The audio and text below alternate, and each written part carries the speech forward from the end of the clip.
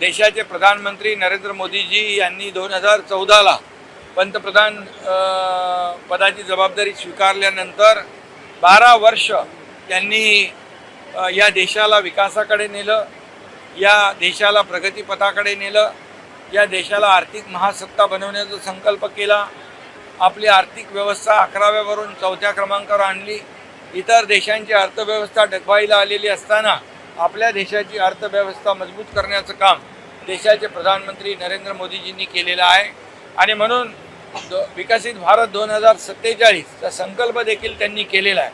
आणि म्हणूनच या 12 वर्षामध्ये अनेक योजना गोरगरिबांसाठी, लाडक्या बहिणींसाठी, लाडक्या भावांसाठी, शेतकऱ्यांसाठी, याचबरोबर जवळपास 32 कोटी लोकांना दारिद्र्य रेषेच्या वर आणण्याचं काम मोदीजींनी केलेलं आहे. आणि म्हणून भारत देश हा जगामध्ये एक विकसित देश म्हणून त्याचं नाव लौकिक होतो आहे.